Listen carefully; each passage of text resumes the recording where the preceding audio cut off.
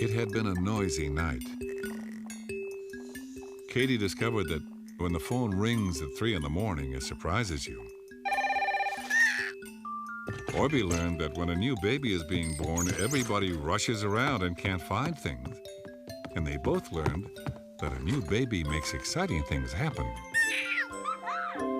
Dad had to drive Jenny to the hospital because Greg was working on the other side of the city. Jenny and Greg were their new neighbors. Mom and Katie and Orbie wrapped baby gifts. Tomorrow the baby would be home, and they would go for a visit. Orbie was trying to wrap a pair of baby booties. They looked like socks, but they were really thick. When Orbie burbled that they didn't look like boots, Mom told him that babies didn't wear real boots right away. Katie was wrapping a sleeper for the baby to snuggle up in. Mom had a baby's bath and was trying to wrap it with a teddy bear sitting up in it. They all laughed every time the bear slipped into the tub. Then Orbie had a great idea. Why not tape the bear down to the bottom of the tub and take the tape off before the baby uses it? Mom pointed out that Orbie was very clever. Everybody helped, and soon it looked like the bear was sitting in a bath of wrapping paper. The next day, Katie and Orbie could hardly wait until it was time to visit the new baby. Mom explained that there are certain visiting new baby rules. One was that you have to be quiet. Babies aren't used to hearing loud noises, and it scares them. The two friends understood. The next one was that you didn't touch the baby unless Mom or Dad said so.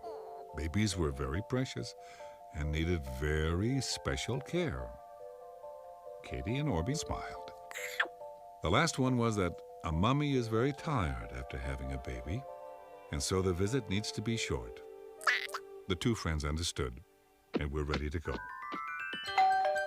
When they arrived at the house, Greg opened the door. He told Katie and Orbie that they were the very first visitors that he and Jenny had had at home. Katie and Orbie both felt very important. Greg took them into the living room. Jenny was sitting on a big chair holding the new baby. To tell you the truth, Orbie didn't even notice that she had a baby in her arms. He thought it was a blanket. It was a blanket, but inside was the very thing all the fuss was about. Katie was very quiet and asked Jenny if she could please take a peek. Jenny motioned to the two friends to come over. She couldn't wait to show them. When they got there, Jenny pulled the blankets back. Katie and Orbie looked at the tiny little person inside. Neither of them had ever seen someone so small. Orbie wanted to know if she could talk yet. Jenny laughed and said it would take her months before she could do anything like that. She did make lots of noise, though, and the one she made the most was crying. Katie was surprised. Why did the baby cry, she wanted to know. Greg explained that it's the baby's way of telling you what she wants and needs. That's what she uses for words until she learns some. Katie beamed. She was very impressed. Then she asked Jenny what the baby's name was. Jenny told her that the name they chose was Megan. Orbie tooted softly that there already was a Megan.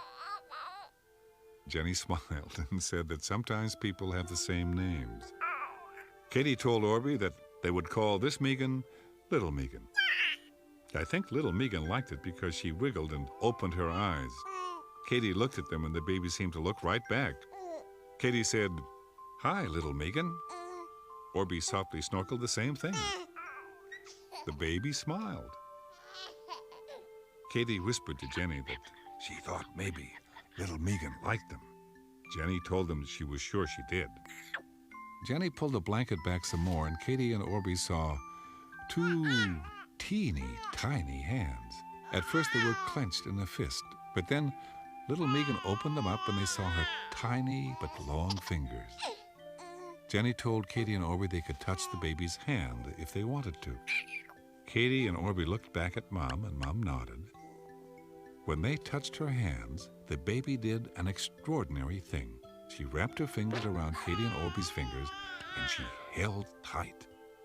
The two friends thought that Little Megan was wonderful. Greg assured them that she was. Jenny asked if Katie and Orbie would like to see the bedroom that she and Greg prepared for little Megan. Orbie tooted. He couldn't wait to see the toys she had. Did she have a train or a rocking horse or... Jenny giggled and headed up the stairs. Megan is just a little bit too young for those kinds of things, Jenny said. She explained that babies need special toys. In the baby's room, there were bright colors and a big picture painted on the wall. Little Megan had toys in her crib, and Orbie looked at them. Some had funny shapes and made rattling noises. Katie told them they were rattles. Orbie wondered if you used the rattle to play games with. But Greg explained that the rattle was for shaking. Little Megan liked to make music sometimes. When she moved her hand, she shook the rattle. Orbie was very impressed that little Megan was a musician. Some other toys were stuck right on the side of the crib because little Megan was too small to hold them up herself. Katie noticed a wonderful mobile hanging from the crib. It had a key attached to it. Jenny asked Katie to wind the key because the mobile played music. When she did, the baby kicked her feet as the music played. Katie thought she might be a dancer one day. Orbie wanted to know if little Megan liked eating chocolate cake. Jenny smiled and told Orbie that she just liked milk. She showed the two friends that little Megan didn't have any teeth yet. She would have to grow some. In the living room, Orbie gave the baby the booties. Jenny slipped them on, and little Megan kicked her feet. Orbie tooted softly. Little Megan liked her boots. Katie gave the sleeper. Jenny told Katie that she would sleep in it that night. When Dad slid the bath over, Jenny and Greg laughed. They loved the bear and the bath and the sleeper and the booties. Soon it was time to say goodbye to little Megan. When Katie kissed her tiny hand, little Megan looked right at her. Katie told Jenny and Greg that little Megan was the most beautiful baby she had ever seen. And I'm sure that if you had seen her, you would have thought so too. Because you know what? All babies are beautiful. Did you know? No. Did you know? Did you know? There's day and night on the moon. Except one moon day is as long as 14 Earth days.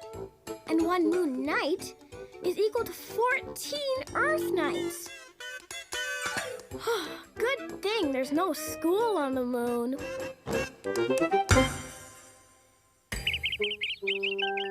It had been a sunny fall day. Katie discovered that pine cones have little seeds in them. Orbie learned that even if you rake the leaves into a pile, the wind still likes to play with them. And they both found out that Chance loves to hide in the leaves and jump out at you. Katie and Orbie were busy streamer dancing in the wind.